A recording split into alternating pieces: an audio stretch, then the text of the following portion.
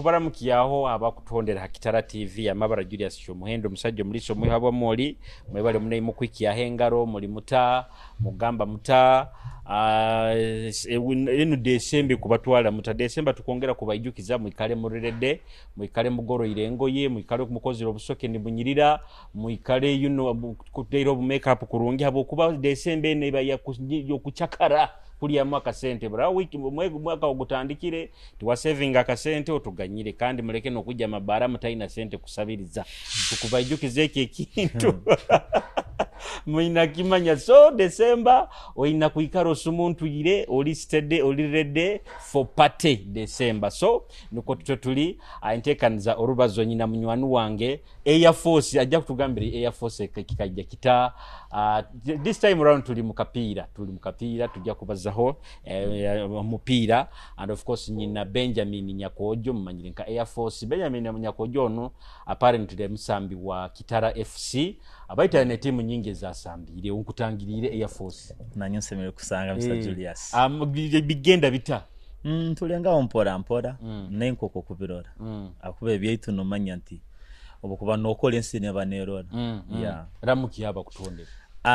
abakuturora nimbara mucyahi nywena mwibalisi lya mukama wetu Yesu Kristo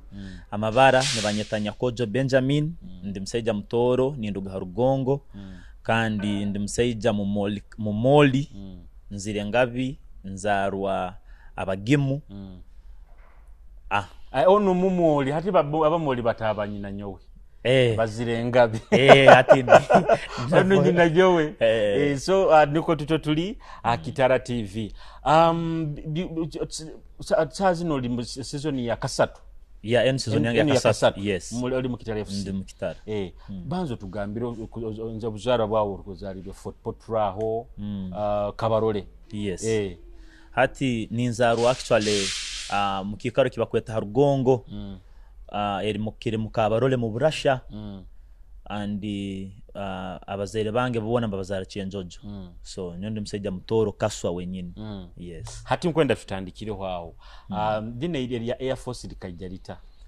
hati actually amabara abasambi bakapira in most cases tanizo tugeruka mu first time yango nalinde mu league actually I have a strong point my strong point mu kapira is aerial balls so abanyamakuru ba Kampala kuno bandukire Air Force 1 kinkumana kukyatandikire baitu all of a sudden ngasanga makuru manyita Air Force so kyakwatayo baitu at times to so kumana kikatanduka noha baitu baitu kyampora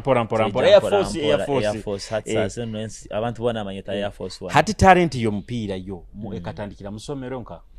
actually akapira nyonka katandika late nkabantali museja wa kapira akanu museja w'ibitabu ni nsome ibitabu byange but later on as time went on nyina mnyoni wanga aho futora bamwita Mugara Innocent akantwara St Edwards bukumya kusamba mu akapira binune bya lamine bya bakatoliki Edwards hanu nanka kibali hanu yes kibali so twatugenzera masako kumuyisome baleta St Henry's Kitovu kusamba lamine just ndi muchuba nisomenya kasura school betu bana bandese kuba yamba betuna kaneta kamunywani utoganti manyire rundiki akaneta kamunywani umbeho nawo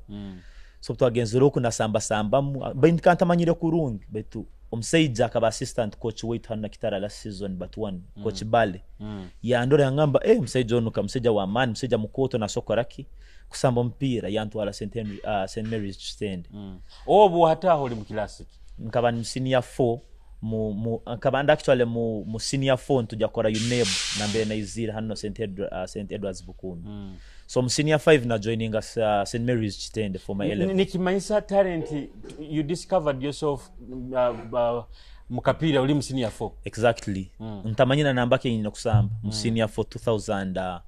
2015 ntakumanya na namba ke yinsobo enyine kusamba mukizaniro beto bunagenzere kitendo manyire kitende isomero lyembaganizamu mu talent munakapira obunahikireyo amazima nkasanga talent yembaganiza muno taniye ya bulikiro nkasanga nkarora abasambi na qualities zabo nkaranka bantaine kuba mu isomere but later on coaches took a lot of time nyote na training aganabo busa akaba aliyo coach Sally Ronald yantwaraga kunchumira mpira nyege kupassinga mpira gusamba ngusambente So after giving me a lot of time, actually batampe bwire bwingi. Ogwo mwaka gwenyini nogo natandikire kusamba tukejan Hoima twasamba nationals kabahan Hoima kandi we champions. I played all games. Hati banzo lindo takagenzere na Kitende. Kuli St Henry's Kitovu. Bakakutwara kusamba. Bakantwara kusamba mu St Edwards Bukumi no competitions alizi. Binu bya ebya lamine ebya bakatoliki ebi. Somero ga bakatoliki. So butagenzere kuli kusamba St Henry's no nkabane na Wahab Gaddafi no utulhamu na won na wakabali betu wakaba student so butagenzere kuli kusamba on coach bale wakabali kitara hanone yandora yagamba ono mseja ina amani mu arehire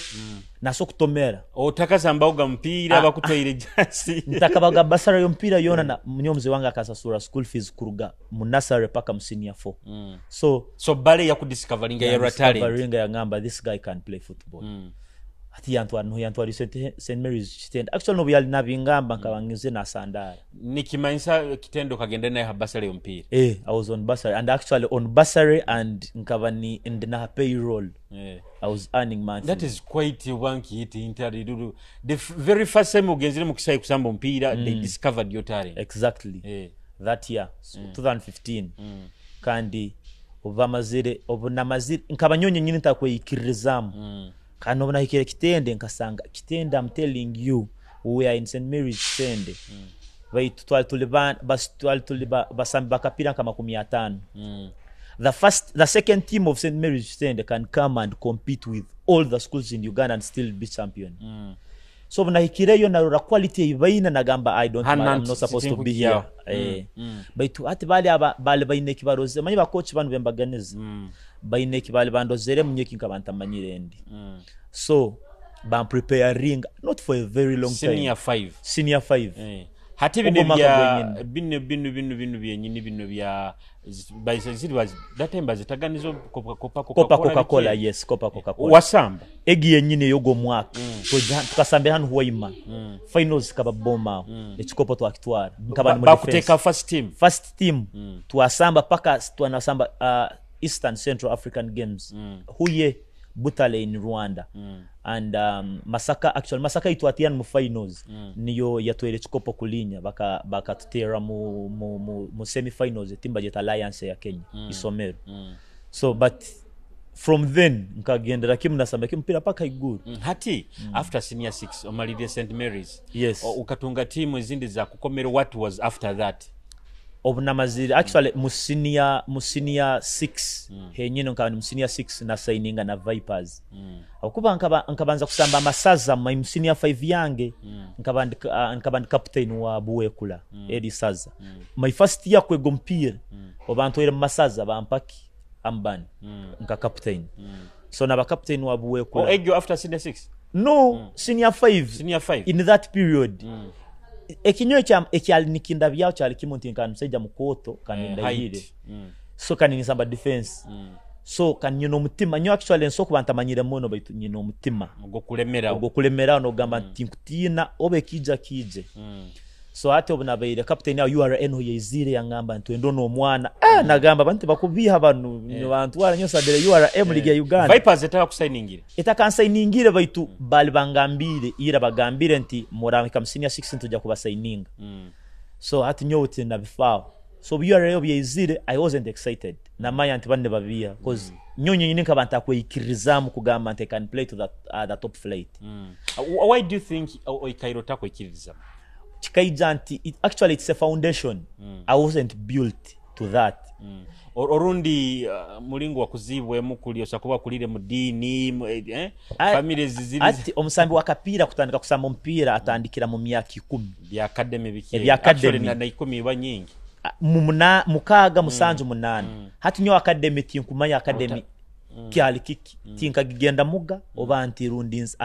nyo hachiaro no nasambiraga akube kizanukira hine na family yitu muka so nasamba muga bine byakaho ebyeruwe bajo tinkumana namba kinkusambe byecyaro baitu atolo cyamani kugama nti obo mpira ngumanyire so ncho cyale and by that now that is a big problem mu Uganda yaitu nabebembezi bo mpira you see now omuntu kuika senior 4 very big talent etaka discovering irwe it means there barona bana bangi hansoka bali nkaiwe abetukuferwa actually bayingi muno. I think the government should wake up na bembezi bomupira to citing a talents in case of bikere. So now after senior 6 St Mary's mu senior 6 yenyini ntona signingira na club ya Vipers contract. I signed a very long contract yakaba yemyaka 5. So it was a very big challenge to penetrate into the team egi ya Vipers at a young hit. But Stars wabaire no ina competing na wasangire akabali abasaija by then akabali ba Mukisa hali dirwali wasa zonga li Saudi Arabia na sasamba na national team akabali yo Malunda Musa akabali yo Geoffrey Waswa al Ethiopia sazino akali abasambi bayi bona bali ha Vipers kandi bona ko kubali bali defenders inka Mukag bona bakagenda aheru oiro habandi abataito nka Malunda Musa na Mukisa hubo bali leke myake kabali batandikire kukoramu but abasigaye bona bakagenda bali munsi za aheru bali kusaba professional football and I was supposed to compete with them so it was very hard for me to penetrate there but I was there and hati emyaka 5 no tunga mugani bakuhamu no samba emyaka 5 ntagimaleyo anka after my senior 6 then na mazire na samba mukale no season yemune yakabi so sine na kabina genda haloni Entebbe yakabaliyo team ya Masavu edi Entebbe so bantu wekera haloni na samba mpira kesi siye yenyine actually after the game to samba kesi to kwa draw 0-0 Bugonga na mbere UPPC ya Costingira sazeni Mike Mtebi yanyeta yangamba young boy first come here umanyire Mtebi kwenu kwa abaza is a little bit is alineko kwa arrogant umanyire abaza na anuga nkaba bitoka umanyika ababito murangira actually murangira so yanyeta yangamba you are nyakojo yes you tell me about your contract namugamba I'm on loan here from where from Vipers akangamba go away you go namugamba okay sir Vipers has taken all the young boys now see this boy's talent has gone because really a number yawe nyumize nabo sigaza jabamani but still they want to retain you kusigara obaine yes so ati akarakimonti hanamberendi kusamba kandi amanyina abasambe ba Uganda bona Mike Yogo ate rakimanya namenye kusamba na abaloya rakimwa I cannot penetrate so kale yali disappointed mono they showed interest so at egg season yenyini URA no yezid tukasamba URA na Ambole that season URA yezid after my 2 years on Vipers na kwa deal kunu haloni ukamareka sumiki nkasamba ye miezi mukaga second round yonka ninagenzele kusamba ntamale bwira bwinga musamba from January paka May so na mazile mu May henyino na signingira mu URA kuruga mu Vipers Vipers yaba willing kutaisa that Dr. Lawrence also understanding very understanding nkagenda msobora na mugamba Mr. President mbere nisaba kugenda mu URA mbanyenda baitumbenda free agent so yankaguza nyo nifunera munka because he had given me money and I was in Masavu and he was paying me giving me rent giving me salary bulikimuchiona he was providing and actually I was at Masavu baito nagenda yoga ni murora ni mugambira in case if I have a challenge na percent za abusa like 5 million Mulindo I think ni one of the people one of Ugandans that have invested a lot in football. He is number 1 to number 10. Yes, actually abakutura baranga ino kunganyira that time hali habairo struggles ijwera is a new league in the format in the old format. That is why Ugandans abakusinga bakasaidinga na anka na Mulindwa. Yes. So wagenda mu URA. Yes, nagenda mu URA. Actually nkagenda mu URA 2018. That was my first season mu league 2018. So nkaba mu URA na nkaseninga first contract ya myaka 3. Obiya nasame myaka 2 ba renewinga contract yangi. So URA nkamale myaka 5. So ndaba kwa naka myaka 5. Nkaseninga myaka 3. Then obahwede myaka obunasambire myaka 2. I was actually first season nkaba best defender wa league. My first actually season mu league ya Uganda. I was the best I was the best center back. the second season naba best center back wa league so ba renewing contract yanga kwa kabane burayi mwaka gumu so 3 consecutive seasons nkaba nimba team yo mwaka 3 consecutive seasons so season ya katano nuna mali season miaka 5 then umanyo buguma mukikaro naye miaka nyingi so narugaye na nhone izina jo ningire Kitara na abanyuro bagamba katehindura kasarara hata after you coming to Kitara FC at the season ya kasatu oli omuha bagambire ndu nyowe I think nayo contract yawe kabeho iro baganyo tinja kugenda nja kusigara hano nsonga kyabaki Kitara ni wagigondeze muno actually challenge kija kuzoka kube muno singa nkabangenzere abokuba ekyo kubanza omanyire sentence zenda baitu obuntu nacho kintu kyembaganiza so obunayizira hano mu Kitara abantu bakantangira muno kandi abantu bakangonza kwe muno so president Deo Kasozi ine bintu ebikale byankolire ebintafunire mu career yange sure personally 1 against 1 I've not seen a good man like him Musaija Wembaganezi honestly nti aino mutima ogwo kugaba ata ine cyayetekerizeo cyone Julius Nyenda kugambera ogwo Musaija Wembaganezi mukapira ka Uganda hano amazima genyini depending on the profile na abantu abandi ebibayini Deo Kasozi Wembaganezi ekintu nyiso kugambera so those are some of the reasons ebyagambe nta ati besides that one CEO Josh Atugonza is my personal friend besides being my boss munywani wange personally munywani wange kandi muno so season ye kubanza ngano nahendekire kabona izina henda obwo sambagana nkazine za drum nahendekire toro imagine nkahendekera drum nakasambira Kitale mpire 5 bansa suire sign on fee bansa sura buli mwezi banjanjaba mukunjanjaba they continued paying me nikimanyisa season yakabayabusa ko injale gyo kagimara almost miezi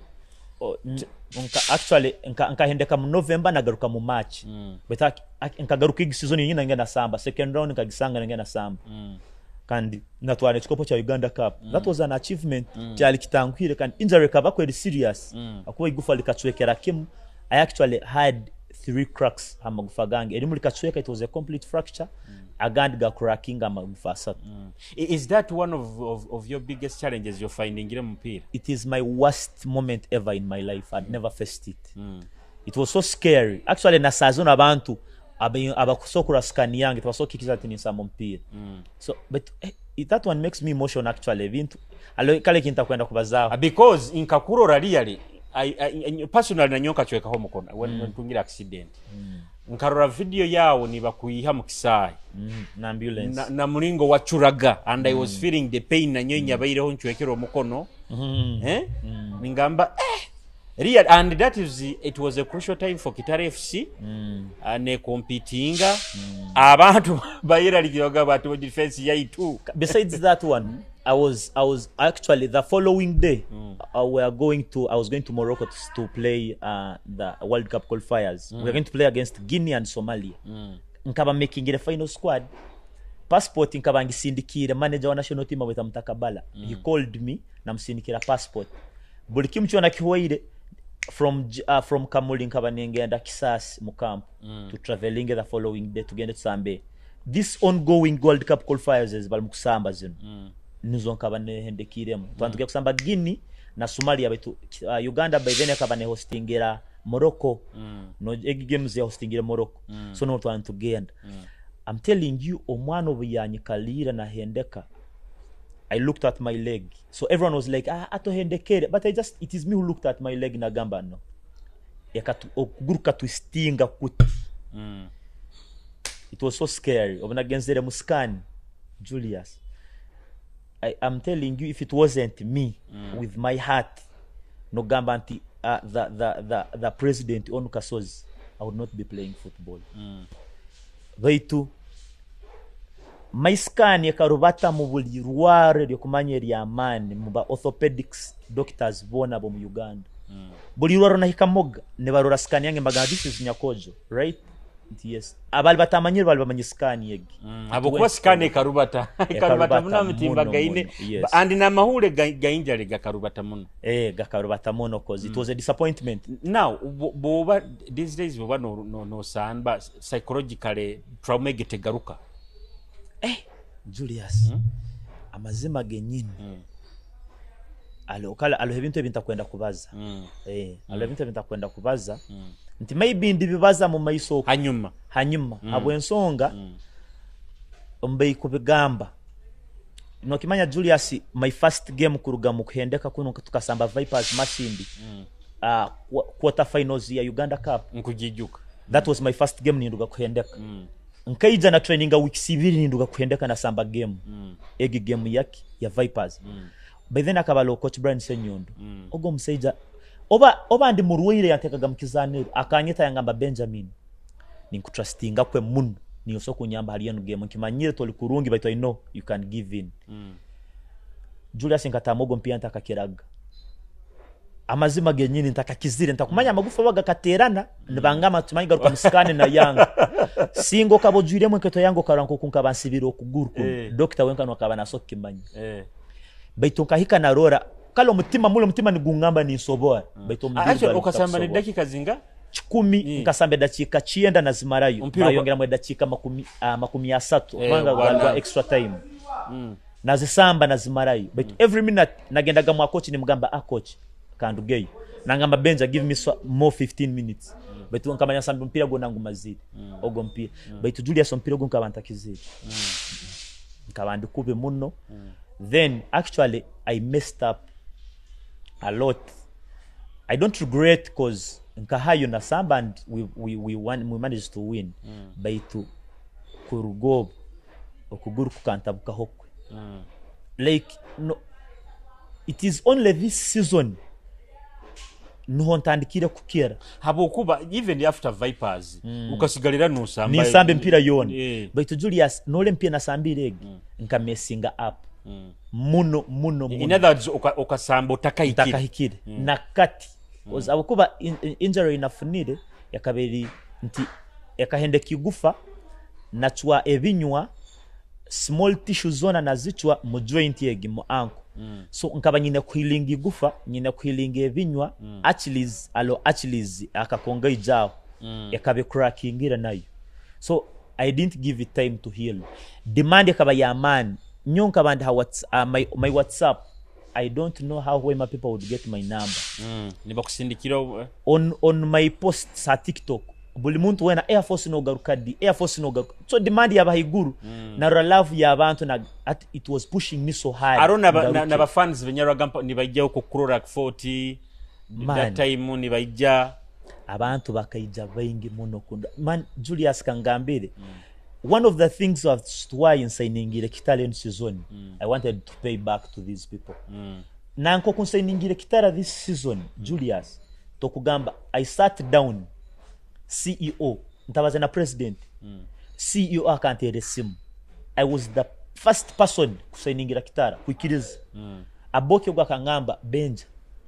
biona bikole baitu timu ya guno mwaka ninja kujombekera haliyo and that was the hardest time moment Kitale yaraba muga Noraba Stars abakusinga bona bagenzere and the team had to come back and build buhiaka president arangirira anti akozereki agenzere so hati ya warwe na mbere kuizira anti sentence ja kuruganka baitu CEO akaija yangamba Nora Benj binwe bintu tubaza tubihemu sente aloho omuganjano hagati yanyowe na yu so mu bintu bitwine kukora Benj nyikiriza timu ene yone season njombekera haliyo nyera kutandika na yu na mugamba boki kankoleki kankitekerezeo obu mazire I have connections I was going to police in Kenya ankaba ningenda muneke alo byabaireho kale kind of disrespect in negotiations omuntu kujoka mugamba ninyenda sente ziti agamba nyonyine ziti gendo baratekereza baragaruka na isana kuyamba kutwa so na mazina gamba so meaning I'm not loved there na ijuke kintu siyo yangamba it is not all after money but obuntu nagamba abantu kambaleke alona timu ezinayengi kubaza nabo nagamba inyo mundeki hati George Senkabon akanconnectinga hatimu ha police ya Kenya akabali yomojo mamweta Toha no akabali mu police akaba he's my very good friend akanarugamu akagenda Saudi Arabia ya recommending ino manya bana abantu baka agent sent ezanyo kurugano kagenda Kenya baitu nkakora decision ekino nyine genda mutongeye kubagaruka mukaba blockinga bakozesa esimu zona George ogusenka bano murora akantabukira ngamabenja you've messed up with my life na connectingire hati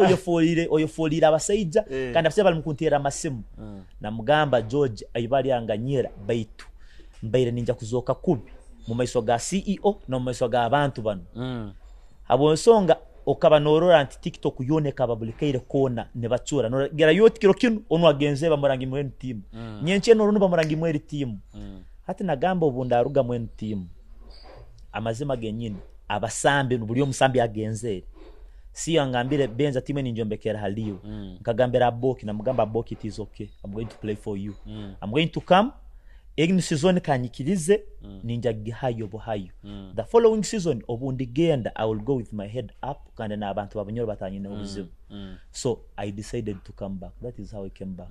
Actually iwe Jasper Zaga and Kadu yes ninye mwasigaira and the rest of the people went. Yes.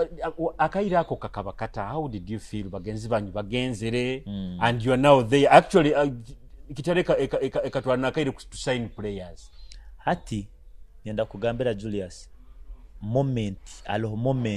omanyira ito akapira ntu we have vision kandi na game reading no lembia no gamba ebera hano esoko beti net so the moment president obiyarangirire nte na agenda buli musambi agamba hati ono arabagenze ngimasa kitati neki habo kuba ya building aga enkoragana na inyo eri personal akasente exactly hati on Father Kirikara Malo mseja mweta Father Kirikara he's my very good friend akasindike message nangamba arali neyo kuturugamu namgamba nangu akiki betu ninja kuba ninkugaruka mu meisao messages zinafunaga Julius zali nyingi abantu ne bankaguze bikaguzo byembaga antaina answer baitu Julius nkamara na miro mutima nagamba abasoja barabagenzere nyokansigale omanyire the moment you can lose value obogena mu team eta performingire your value you will no longer be Air Force One. That's the fact. Tibaso kweta Air Force One. That's the fact. Team yawe mukumalira hansi no gamantiyo Air Force One owanka bakura baho batani batere team exactly so ate obona mazire kwikiriza nabazana coach Bossa coach Bossa akangamba Kim benja biona bikole yibanzo ikiriza obanzo signing obona mara ku signing apa ipap manyanti team yetu neja kubese tolingire hati tutandika ku persuading abasambi kadunu yabandize kwija kadu akaguza CEO amgamba Aboki nyakojo wali munyakojo yasikiriza akiriza neja kusigara Jasper abanza yibuza buzamu na wikiriza hati emitima tankaguma ona uri Jasper ikiriza Julius nyo nondora nyo nkavuga motoka na ija Hoima kusera Zaga esimuze zitalomba mtira takuwa kukonvinsinga Zaga akoleki assigning Zago gwa karumia Aboki omutwe CEO yakagamba nyakojo Zaga tumuleki. And by the way, do you know Mukitari FC I realized you are too close to Zaga kusinga band. Ama is my OB St Mary's mukasoma hamu kabaham that very year. Yes tukabamu kitende for 2 years namana mleka yakabali mu Olive akalmsinia fonyo ndi msinia 6 so namana mlekai so we are so close na mugamba Aboki utachikora nyoka nyiji nkaruga 40 neja kusera Zaga ya Ambora baitu CEO akosama gezi mengi amari azora Zaga ya mtozo Zago byamaze kusaininga paipap na mana gamba kintu kimaziri Julius abasambi bona baraba la kitara bakiro bwini we reach time nga we have to convince them mwija bojo tukole we are targeting something inti obutwaraba bengi na quality abasambi abarungi naito amabaraga tujaga protectinga kandi abantu bahoima bano barora however much they love you if you don't win that is the fact abasambi abahagizi baitu hano hoima bunyoro actually katugambe bunyoro they will love you no singa exactly yes oba kutera yo mupira gumu the following game butema tokusanga bahagize that is it kanati obora batasangire bahagize kimanyisa na sente tumugenda kufuna nayo wenyini morale exactly morale nko musambi ugamba so ati mu bintu byona Julius twalenturwana muno kurora anti twafuna team yareja kateka competition so we worked so hard with CEO na coach boss abakakora muno na CEO kora basigning abasambi abakozereki abalo in most cases abasambi na nyakoja alo ntie kale nyakoja chisufu oloru nimbagamba ndo kadwa alo ntie jespalo zagalo otialo otia agenzeta lo kastolo kandi atha anaotalo kastolo ukandi sema timba mbo agenzere it is okay by the way mu season ehoire I think new season ehoire nkaba ni nyenda muno combination yawe Arthur Chigundu na Ronald Oti I think Kitare FC has no ebaitakabaire defense ge kaba yamani. We went 12 games to considering a goal name but atutebera mu goal name yes Arthur Chigundu iwe na Ronald Oti that was something big kisika kikaba yamani na Jasper yes tukagenda mpiri 12 but atutebera mu goal yona mu league. Hati now Benjamin, what drives you in byona byokora because for us tukurora busubura mu kisahe no samba but nko muntu obo inameke ku driving up to do what you're doing hari mu kisahe. Honestly Julius mu bintu byona abaho love abantu ati honorara nyenda kugambera kinwe kintu oja kura performance ya abasambi abalbere mu kitara hano bagenda mu club zindi oja kusanga performance yabo teri yamani muno they are very good quality players but noja kusanga performance yabo teri nungi nke yaki ya hano akitara timu yabahagizi yambaganiza muno ka timu ya company niyo that's true so most times we are driven by love nti hagizi Julius aloba tutera tugenzera awe no ramaziga goma hagizi alomukazi yachuzire mu game ya Vipers batutebere in the last minute amazima genyini twana mu dressing room we shedded tears ompiro guy thinking about okabaho ngo step in the last minute omukazi yachura I looked for actually by skin nkarura bakazi nkabasatu nkamusera na muhano mjozi gwangi gwanga kumuhika na mugamba garukayo print back printing egundi bagukuye omukazi yogu akanyoleke kintu kya mani mu itwena actually ogo mupira gwalugwina kututeze mpira ending keg akuba we were broken emotionally we are heartbroken so what drives us most is inyo Julius omukwijja kizaniro kumukatupushinga nanyo bunkubande muko kutinkubyama ningenda mujimu ningenda kwiruka emisinde ensozi alakasozi kala umurongo tawo kocha dibono kocha dibono watutwarayo alobo kairuko kagamba bitu nimfaki betu no kairuka abo muhagizi aruga kizaniro akozereki asemeriro so love ya kitara abahagizi baine ya driving agaba sambi ba season ehoire egi season zone abasambi nagamba bambi abasambi abahagizi beto bateja kubihirwa batagenda ki batasemeriro it drives you to work so hard there is nothing more than that so abahagizi gwenda batweta we are always batweta the 12th player yes muri mogo mukora ngamba mukugorora hati now besides bobo talink obompira mjimu biki yenyakojoba nokora biki hati way mahanuna amazima Julius nyowe nyuzira bujao hata nyo nisana nka rulachiyeyo baito maziro wate myaka nkaniye yes nabanywane bakozere abanywane bombayine abakiro wingi bahagizi abandi banywane and omanyire professionally you have to draw lines between omusambi no muhagizi you have to be obaki not in a bad way but you have to create a line that's true between you and muhagizi professional like nacho mbaki tuwegesa so tosoku ngamba anti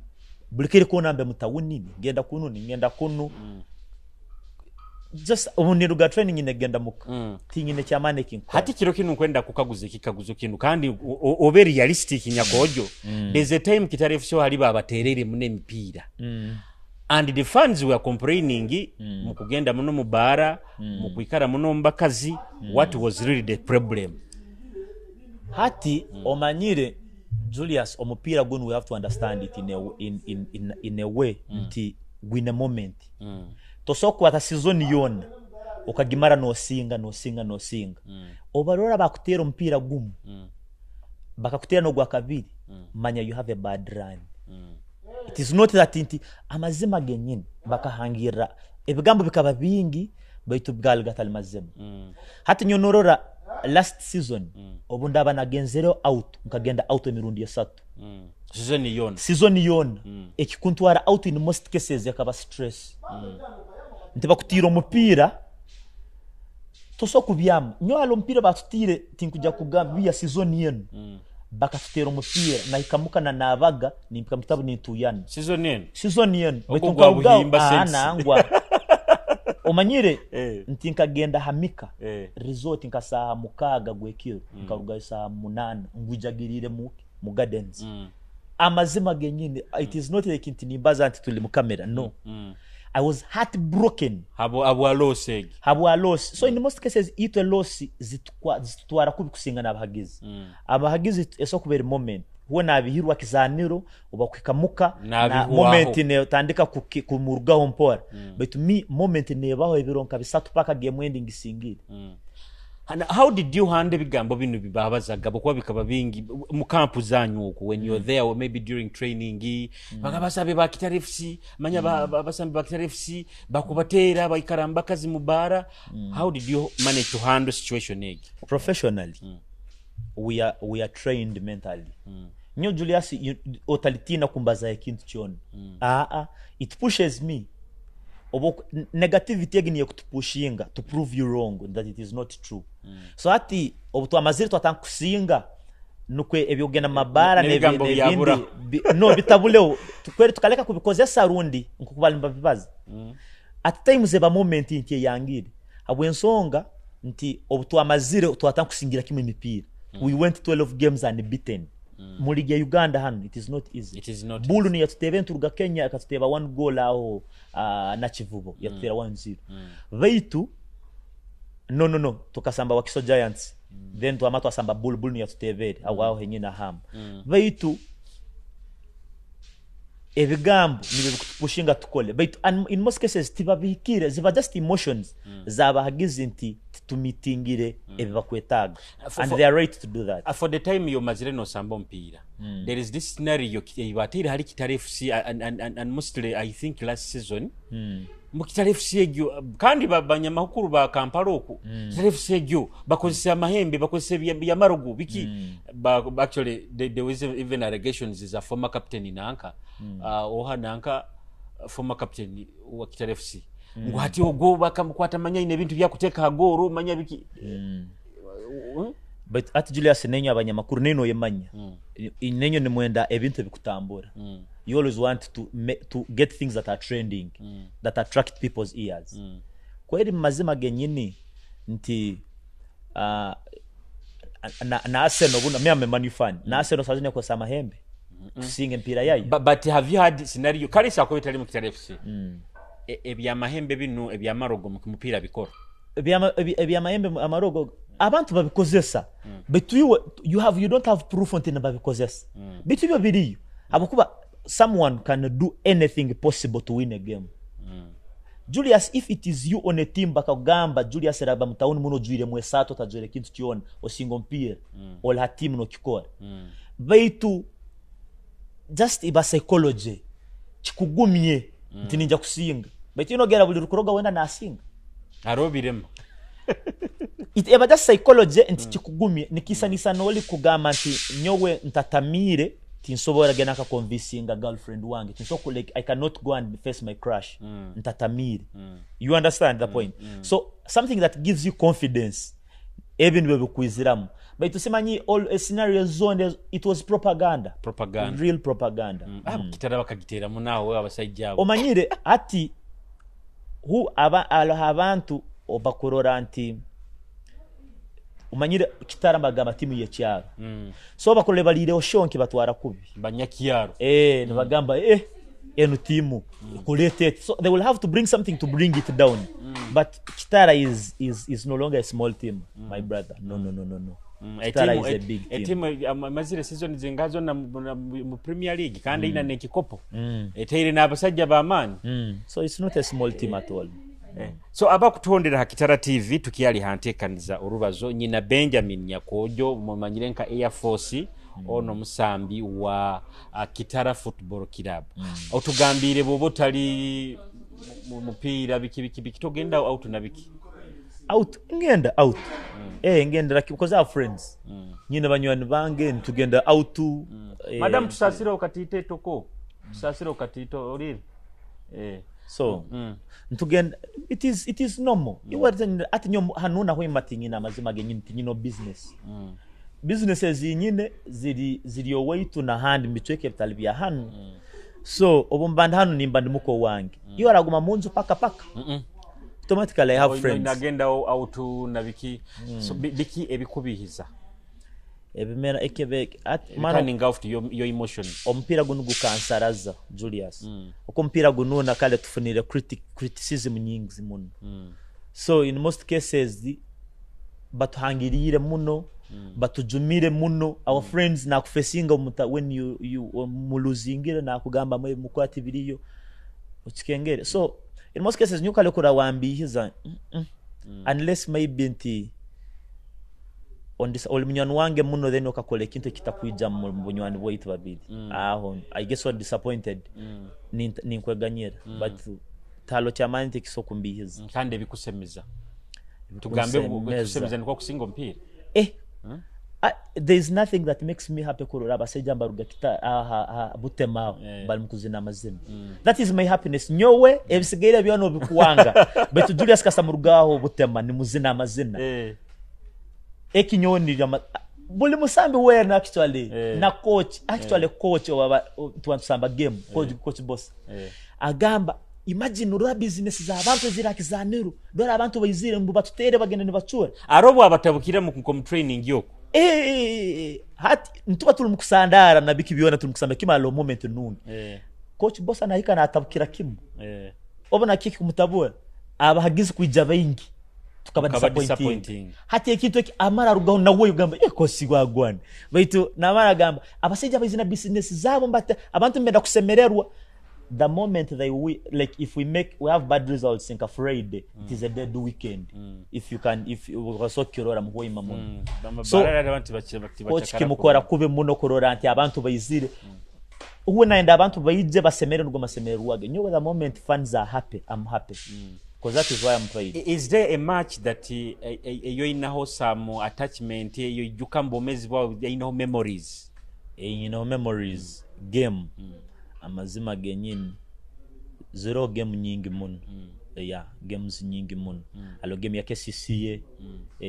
ya beirawe etwasingire aloho game ya Vipers ege Uganda Cup ya beire etwasingire then alo finals that one egi kaba omanyire ohendekero okuguru mwegi season but nyenda Julius okiserurizeyo omusambo yahendekereho okuguru mwegi season yange yagaruka mwegi season ya sambo mpira because I was nanyonka tina you came in a short time nagamba malo Nyakojo na kizire mali ni gamba amazima kintalibanize kale omanyire amazima genyini nyo kugaruka kwangi gwali mutima ntinkagaruka abahagizi kale abantu babanyoro bakangonza so nkabanyenda love again ku ya driving ngire nyenda ngaruke nyongere nkole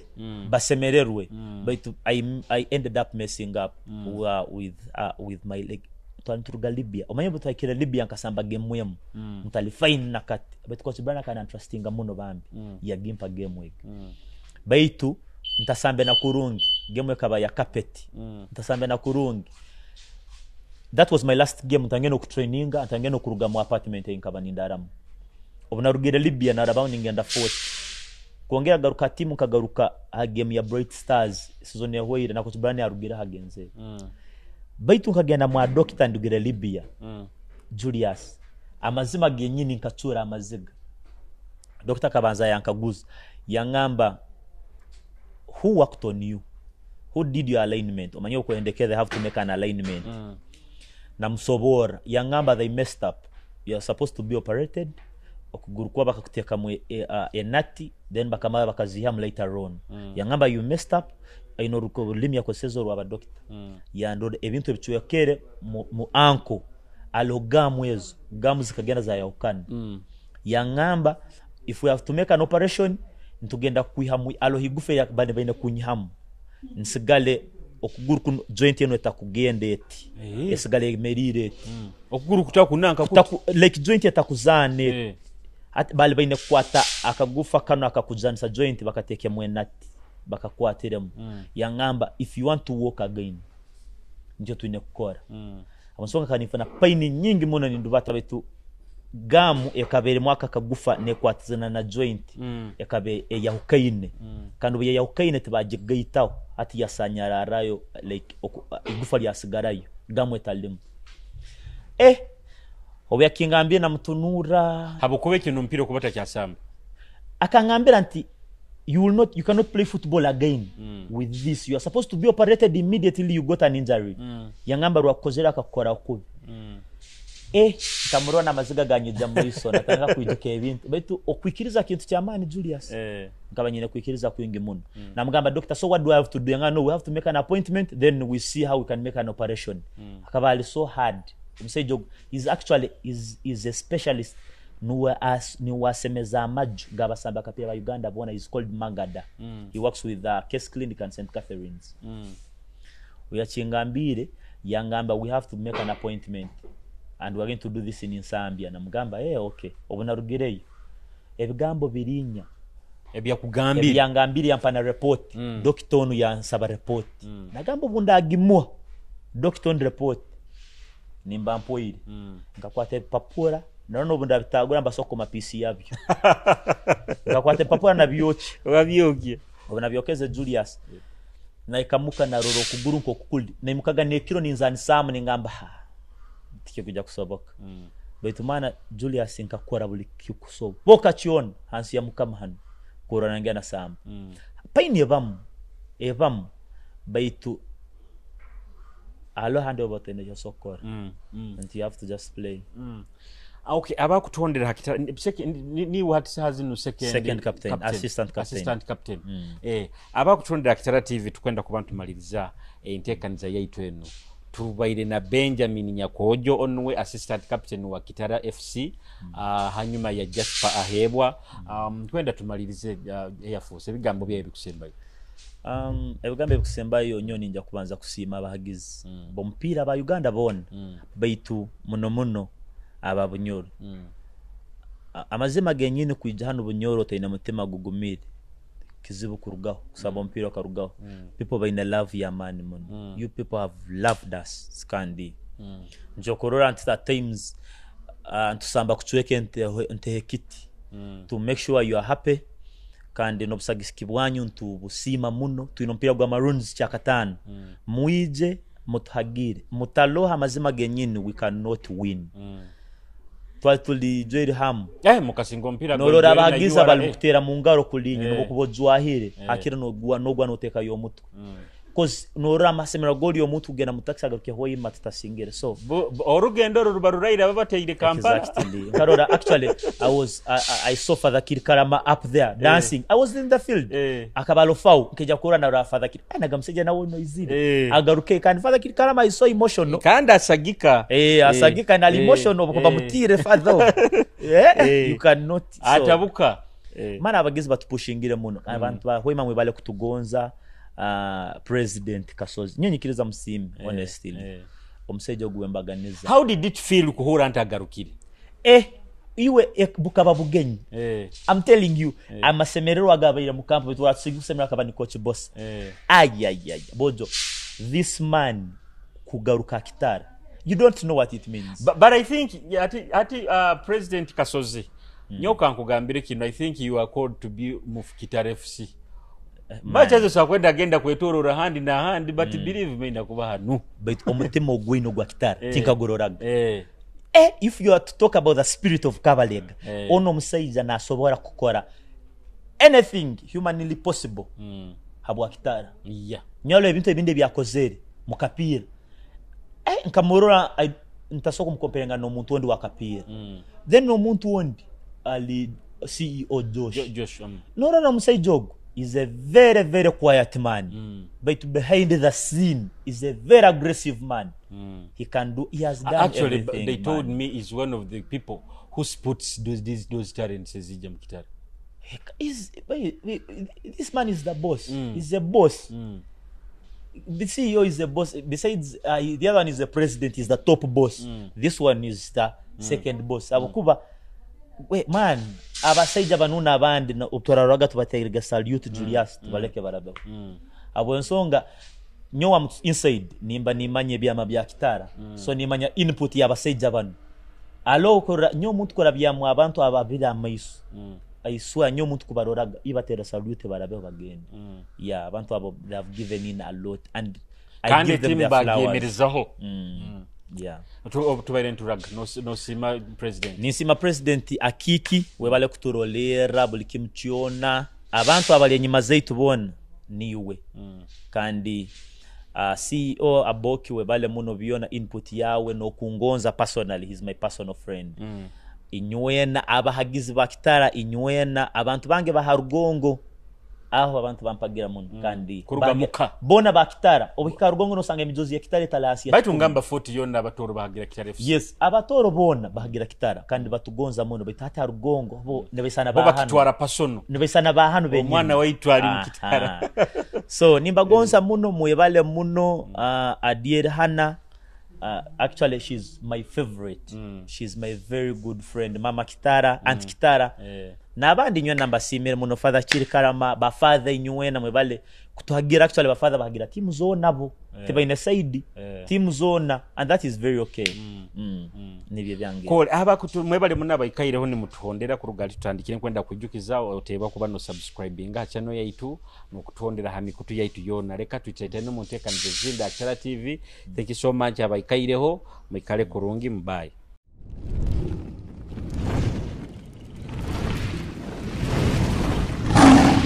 Achala TV kwegesa kumanyisa.